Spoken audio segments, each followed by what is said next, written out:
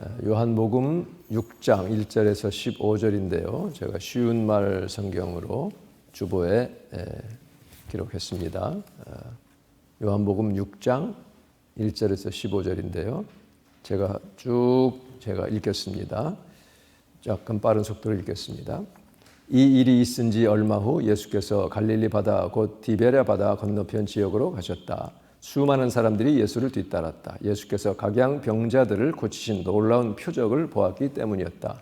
예수께서는 어느 산기슭으로 올라가 제자들과 함께 앉으셨다. 마침 유대인들의 큰 명절인 유월절이 가까운 때였다.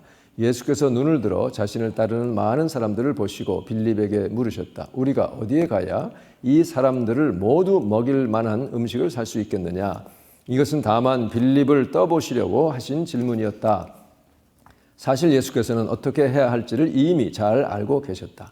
그런데 빌립은 이렇게 대답했다. 이 사람들이 저마다 한 입씩만 먹는다고 해도 200데나리온 어치의 빵으로도 부족할 것입니다.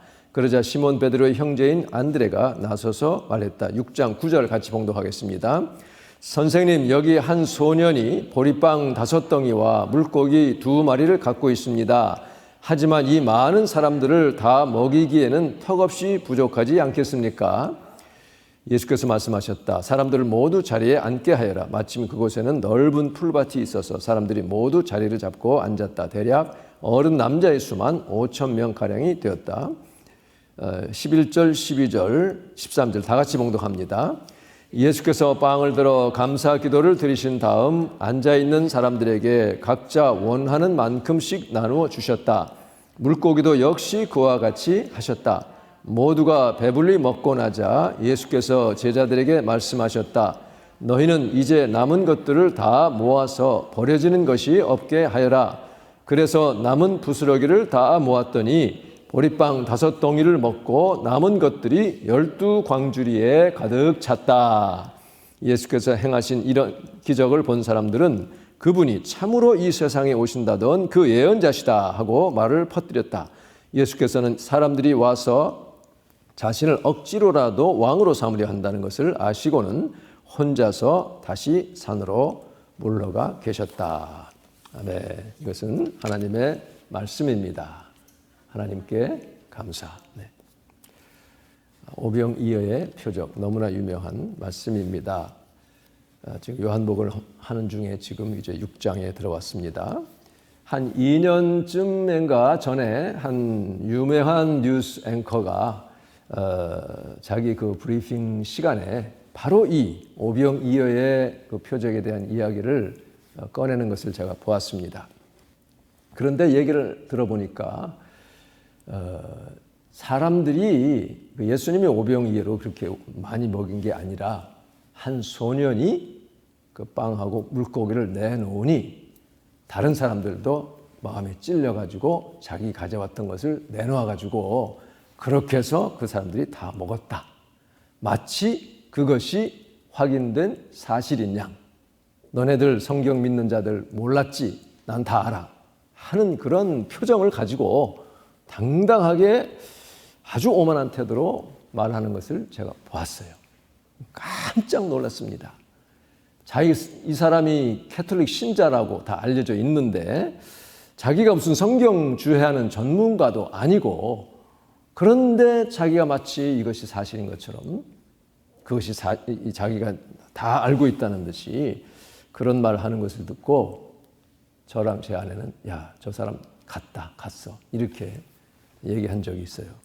사실 몇 달 안 가서 그 사람이 이제 거기서 떨어져 나갔습니다만, 물론 그 아주 자유주의적인 그런 학자들 가운데는 그런 식으로 해석하는 사람도 있어요. 저는 그런 것들을 보고 이 사람은 차라리 다른 직업을 갖지 왜 하필 하나님 말씀을 가지고 이렇게 함부로 이야기를 하나 그런 생각을 지금도 하고 있습니다. 자, 한번 생각을 해봅시다.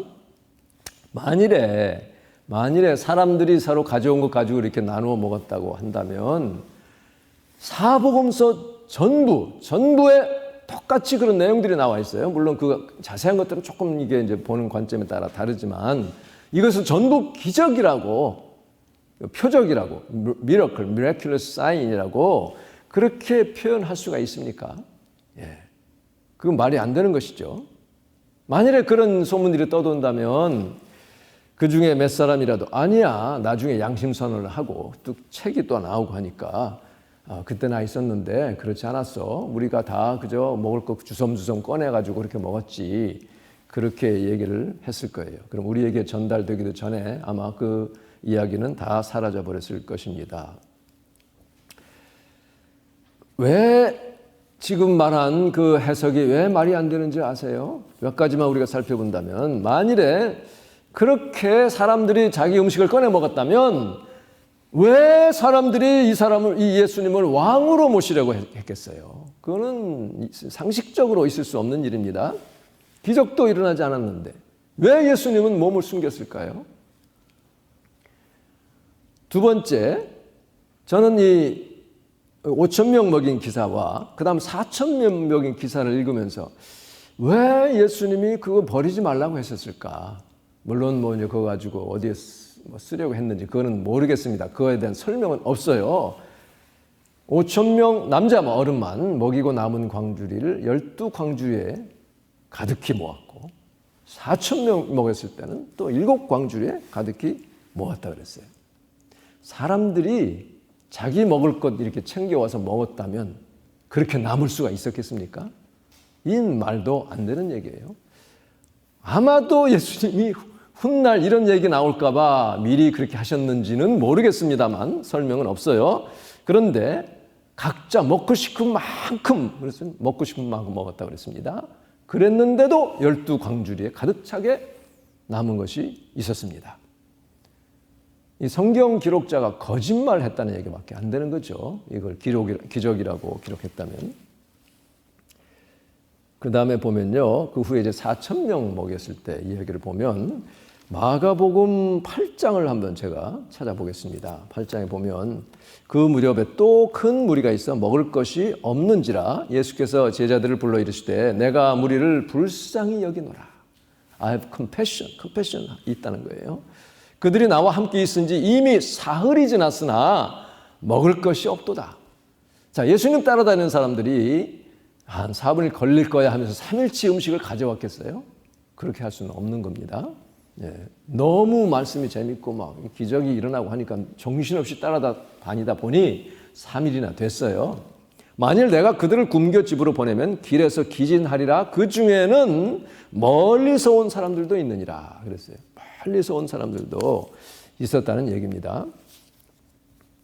그래서 이번에는 7광주리 남겠습니다. 이런 것들이 표적과 기사가 아니었다면 제자들이 뭐하러 그 숫자들을 셌겠습니까? 몇 명 모였다, 몇 명이었다. 그만큼 많이 모였고 그만큼 또 많이 남았다는 것을 말하고 있습니다. 자, 요한복음 6장 본문으로 돌아가서 이렇게 5,000명을 먹이시고 나니 이 사람들이 예수님을 열심히 따라갑니다. 우리 병만 고칠 뿐 아니라 이제 이 빵의 문제까지 음식의 문제를 다 해결해 주시는 분이니 하면서 열심히 막 그를 따라가요. 그러자 예수님이 하시는 말씀이 너네들, 자 6장 26절에 보면요 이런 말씀이 있습니다. 예수께서 대답하여 이르시되 내가 진실로 진실로 너희에게 이르노니 너희가 나를 찾는 것은 표적을 본 까닭이 아니야. 내가 하나님의 아들이라고 하는 그 표적을 본 것이 아니라 떡을 먹고 배부른 까닭이로다. 그렇게 말씀하세요. 이거 영어로 New Living Translation에서 뭐라고 했냐면 I tell you the truth, 진실을 말한다. You want to be with me, 나랑 함께 있기를 원한다. Because I fed you, 내가 너희들 먹였기 때문이다. 그러니까 예수님이 먹인 거지 자기들이 꺼내서 먹은 게 아니라는 것을 분명히 밝히고 있습니다. 그러니 너네들은 내가 지금 베푼 이 기적이 어떤 뜻을 가지고 있는지 알지 못하고 지금 먹을 것 때문에 날 따라오고 있지 않느냐 하면서 요한복음에는 그 뒤에 길게 예수님이 생명의 떡에 대한 말씀을 하십니다. 그래서 이제 다음 기회에 하겠지만 하나님의 역사, 하나님이 일으키시는 기적, 표적을 인간의 어떤 합리적인 이성적인 그런 것으로 해석하고 이해하려고 하면 해석이 안 됩니다. 이해가 되지를 않아요. 우리 인생의 많은 부분에서 해석이 안 되는, 합리적으로 해석되지 않는 그런 일들이 얼마나 많이 일어나고 있는지 모르죠. 여러분들도 아마 다 나름대로 경험을 하셨을 것입니다. 지금도 그런 일들이 일어나고 있고 앞으로도 계속해서 일어날 것입니다. 자, 그런데 우리가 이 예수님의 말씀, 너희가 나를 찾는 것은 표적 때문이 아니다. 내가 하나님의 아들이라고 하는 이것을 깨달아서가 아니라 떡을 얻어먹고 배불렀기 때문에 날 따라오려 하는 게 아니냐. 아무도 거기에 대해서 대꾸를 하지 않아요. 이게 사실이기 때문에 그렇습니다. 그러니까는 자기들의 꺼내 먹었으면 이런 말씀 예수님이 하지 않았겠죠. 그리고 이 사람들이 또 반박을 했겠죠. 내가 예수님 따르는 것이 예수님이 나에게 뭘 해주기 때문이 아닌가. 수시로 우리는 자신을 점검해 보아야 됩니다. 내 어떤 그 드림, 나의 어떤 비전, 자아중심적인 어떤 그런 거 채우려고 내가 예수님 따르는 게 아닌가. 그런 분들이 꽤 많아요. 의외로 참 많습니다. 내가 모든 것 버리고 예수님 따르겠습니다. 이렇게 사역의 길로 나서는 분들 가운데도 이렇게 보면 그렇게 자꾸 돌아가는 그런 모습을 보고 이거 참 큰일이다 하는 생각을 한 적이 있습니다. 저 자신도 돌아봅니다. 야, 내가 이제 마지막 주님 앞에 섰을 때 너 뭐 하다가 왔느냐? 네 꿈을 이루다 왔느냐? 이렇게 책망을 받지 않아야 되기 때문에 참 두렵고 떨리는 마음이 있습니다. 제 그 큰 아이 이제 뭡니까? 전도사로 이제 그 가게 됐을 때에 어느 이제 뭐 사모님들 목사님들 이렇게 모임에서 한 여자 목사님이 이제 그 대화를 저희 아내와 이제 하게 됐습니다. 그래서 그 아이가 지금 이제 교회에 일을 하기 시작했다. 어느 교회냐? 그래서 어느 교회다. 작은 교회예요.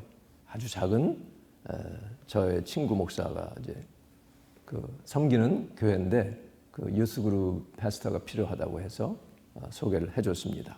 그 교회를 가게 됐다. 그랬더니 그 여자 목사님이 하는 말씀이 왜 큰 어느 교회에 가지? 그렇게 얘기하는 것을 듣게 됐습니다. 이게 당장 그저 순간 나오는 반응이 그거예요. 앞길이 열리려면 큰 유명한 말하자면 단단한 그런 교회로 가지 않고 이제 이렇게 자 이게 사역뿐 아니고요. 모든 것이 그렇습니다. 우리가 항상 생각해야 될 것은 내가 가고자 하는 곳, 내가 있고자 하는, 머물고자 하는 것이 나를 필요로 하는 것인가? 아니면 내가 내 목적상 필요해서 내 비전을 이루기 위해서 내가 그 자리가 필요해서 가고자 하는 것인가? 하는 것을 늘 생각을 해야 됩니다. 정말 주님이 나를 보내시는 곳이라면 그래서 많은 선교사님들이 다 모든 것 버리고 그렇게 가지 않아요? 주님이 나를 부르시는 그곳이 나를 필요로 하는 곳이기 때문에 그곳으로 가는 것입니다. 자, 여기서 세 사람을 한번 잠시 주목해 보고자 합니다. 첫째는 안드레죠. 안드레. 그는 참 소개의 은사가 있잖아요. 뭐 이걸 은사라고 해야 될지 모르겠지만 어쨌든 맨 처음에 요한복음에서 그가 세례 요한을 따라다니다가 예수님 만나고는 자기 형 시몬 베드로를 소개하죠. 아주 중요한 순간에 소개를 합니다. 그래서 예수님이 그를 만나자 이름을 하나 붙여줬죠. 너는 베드로다. 반석이다. 그래서 우리는 이제 베드로라고 그렇게 부르고 있습니다.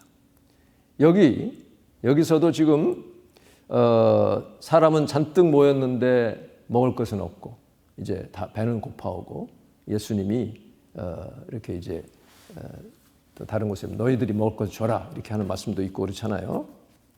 그러자 안드레는 당장에 사람들을 이제 서치를 하는 거예요. 누가 음식 가지고 있나? 예수님께 드릴 게 뭐 있나? 참 아주 그 미스테리한 내용입니다. 어떻게 예수님께 드릴 생각을 했을까? 어쨌든 그렇게 찾아 나서요. 이 안드레의 아주 그 중요한 그런 특성입니다. 여러분 가운데도 이렇게 사람을 찾아서 잘 소개하는 바나바와 같이 바울을 소개했고 그런 은사가 있으면 정말 그거 귀하게 쓰일 것입니다. 자, 그런데 이 안드레는 그런 일로 칭찬을 받을 만한데요. 그 바로 전에 예수님이 빌립에게 물으시죠. 야, 빌립아, 이 많은 사람들을 먹이려면 얼마나 있어야 되냐, 떡이 하고 물으시잖아요. 그것은 예수님이 이미 다 알고 계시면서 뭐 한다? 그를 시험하고자, 테스트하고자 하심이라 그랬습니다. 여기서 그 테스트라고 지금 영어에 되어 있고 우리말로 시험코자 했는데요. 그 헬라 말은 시험, 테스트와 유혹과 똑같은 단어예요. temptation. 페이라조라고 하는 그런 단어인데요. 이게 주로 한 세 가지 뜻이 있어요. 하나는 to make proof of, 뭐를 증명한다는 뜻이 있어요. 그러니까 증명하기 위해서 테스트한다는 뜻이겠죠. to test, 시험한다는 뜻이고 또 tempt, 유혹한다는 똑같은 한 단어인데 이렇게 세 가지 뜻이 있어요. 페이라조. 그래서 이것을 원어에 보면 어디에서는 번역할 때에 테스트로 번역하고 어느에서는 또 temptation, tempt로 번역을 해요. 그 문맥에 따라서 그 컨텍스트에 따라서 거기에 맞춰서 이제 번역을 하는 거예요. 똑같은 단어입니다. 제임스, 그러니까 야고보서 1장 13절에 보면요. 13절에 보면 이런 말씀이 있습니다. 사람이 시험을 받을 때, 일단 temptation이에요. tempt를 받을 때에 내가 하나님께 시험을 받는다 하지 말지니 하나님은 악에게 시험을 받지도 아니하시고 친히 아무도 시험하지 아니하시느니라. 이때는 temptation으로 쓴 거예요. 유혹하지 않는다라고 번역을 했어야 돼요. 그러니까 사람이 미혹을 받을 때, 유혹을 받을 때는 하나님께 내가 미혹받는다. 이렇게 말하지 말라. 왜? 하나님은 아무도 시험하지도 유혹하지 않으시고 또 유혹도 받지 않으신다라고 분명히 말씀하고 있습니다. 그래서 예수님이 빌립을 시험하고자 또 그 페이라조 썼는데 이것은 테스트하기 위해서. 왜 테스트합니까? 테스트와 템테이션의 차이는 테스트는 그것을 통과하면 우리가 믿음이 성장할 수 있도록 그 과정을 통해서 우리를 훈련시키고 우리 믿음을 북돋아주기 위해서 테스트를 하십니다. 여러분 주님이 내리시는 이 테스트를 잘 통과할 수 있기를 바랍니다. 그래서 우리에게 여러 가지 시험이 오면 환난이 오면 하나님이 이것을 견디고 나면 큰 복을 주시려고 준비하고 계시다는 거예요. 그런데 마귀는 템테이션 하죠. 유혹을 하죠. 왜? 우리를 빌드업하려고 하는 게 아니에요. 우리를 넘어뜨리고자 우리 주님으로부터 멀어지게 하고자 날 아주 실패하게 만들려고 하는 것이 사단의 계략 아닙니까? 그런데 그것도 하나님은 우리를 위해서 유익하게 또 얼마든지 돌릴 수 있는 분입니다. 하나님을 사랑하는 자, 곧 그 뜻대로 부르심을 입은 자들에게는 모든 것이 합력하여 이 테스트도 템테이션도 합력하여 선을 이루느니라. 할렐루야. 그래서 하나님께서 우리에게 선을 이루시는 은혜가 있기를 바랍니다. 고린도전서 10장 13절에서도 이런 말씀이 있어요. 사람이 감당할 시험밖에는 너희가 당한 것이 없나니. 이게 똑같은 페이라죠. 이것은 테스트로 번역해도 되고 템테이션으로 번역해도 좋습니다. 오직 하나님은 미쁘사 너희가 감당하지 못할 시험당함을 허락하니 아니하시고.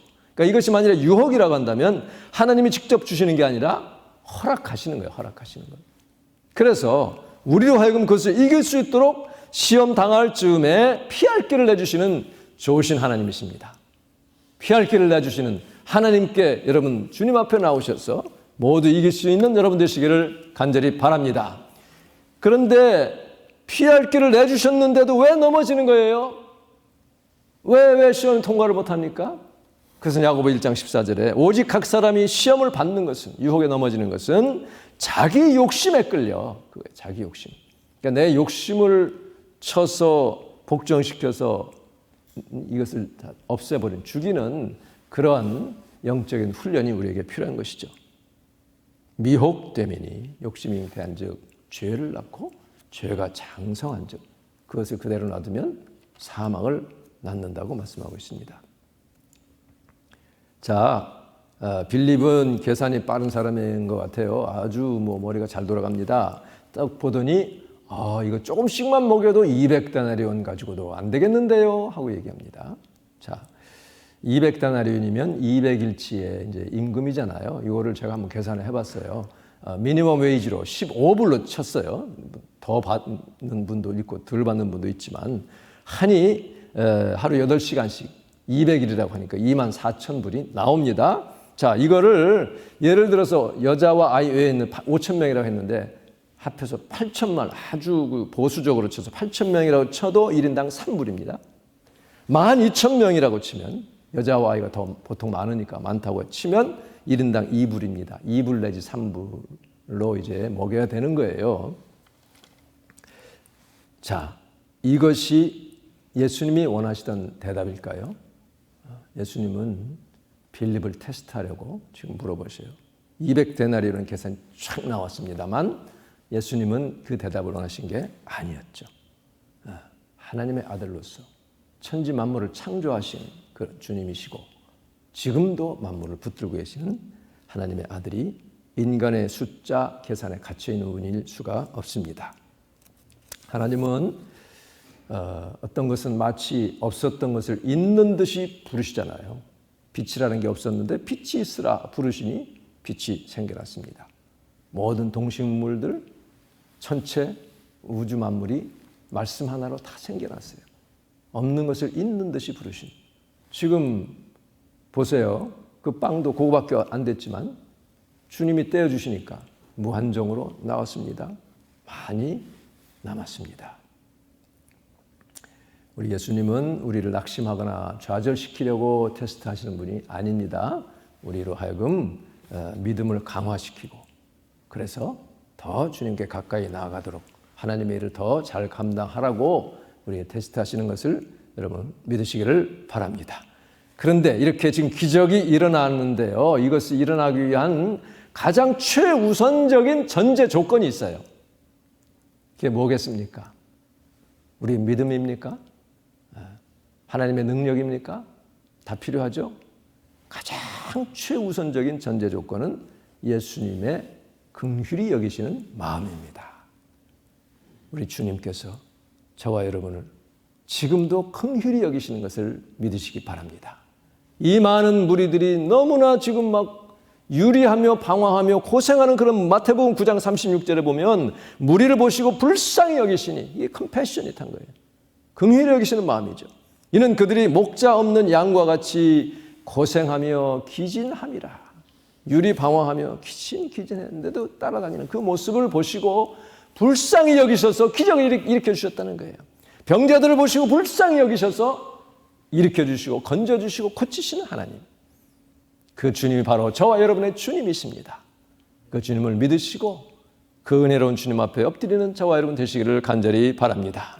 그 불쌍히 여기시는 그 마음이 우리의 믿음보다 그 어린 소년의 헌신보다 더 우선한다는 것, 앞선다는 것을 우리가 분명히 깨달아야 됩니다. 그렇기 때문에 어떤 하나님이 역사를 행하시고 그랬을 때에 우리에겐 자랑할 것이 하나도 없는 거죠. 우리의 자랑은 오직 예수 그리스도뿐입니다. 주님께서 이와 같이 행하셨다. 주님께서 나를 불쌍히 여기셔서 이런 놀라운 역사를 행하셨다. 오직 주님만 자랑하는 저와 여러분 되시기를 간절히 바랍니다. 자, 이 소년을 봅시다. 이 소년이 말하자면 MVP예요. Most Valuable Player입니다. 예수님이 감독이시라면 이 이름도 없는 소년이에요. 나이가 아마 잘해야 10살 안팎이었을 것 같아요. 근데 그 나이에 한 끼 건너뛴다는 것은 아주 고통스러운 일입니다. 제가 한국에서 전도사 시절에 중학생 아마 맡았을 때인가 그렇습니다. 아니면 초등학교 고학년인가 맡았을 때에 여름 수양회를 2, 3일 하는데 교회에서 하는데 선생님들하고 회의를 했어요. 얘네들 한 끼 한번 영적 훈련 삼아서 금식을 한번 시키자. 여러분 그 나이 되면요 신진대사가 자동차로 말하면 한 200마일로 달리는 때입니다. 얼마나 이게 빨리 되는지 먹고 돌아서면 배고픈 때 아니에요. 근데 한 끼를 굶는다고 한번 선포를 하니까 애들이 막 이제 신음하고 막 난리가 났어요. 그리고 이제 진행을 했습니다. 한 몇 시간 지난 후에 한 15분 정도 쉬는 시간을 줬어요.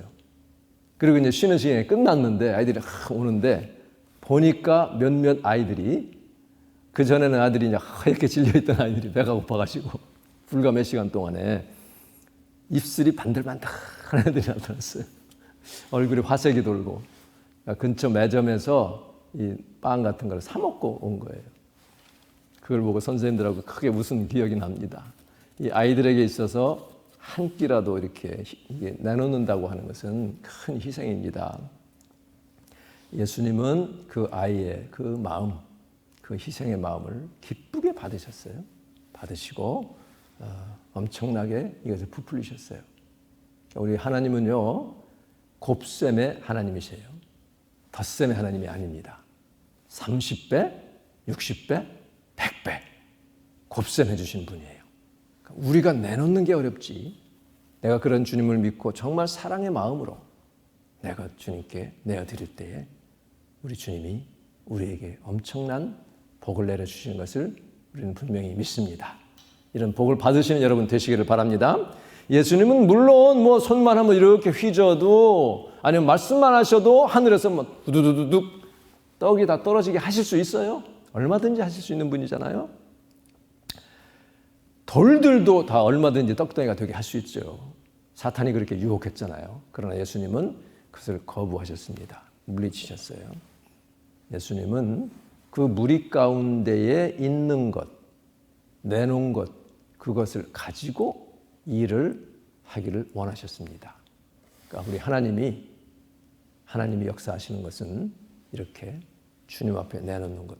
사르밧 과부도 자기 마지막 먹을 끼니 이것을 하나님의 그 사람에게 내놓았을 때, 결단하고 내놓았을 때에 그것을 보시고 그 집에 그 가루와 기름이 다 떨어지지 않는 그런 역사를 베풀어 주셨죠.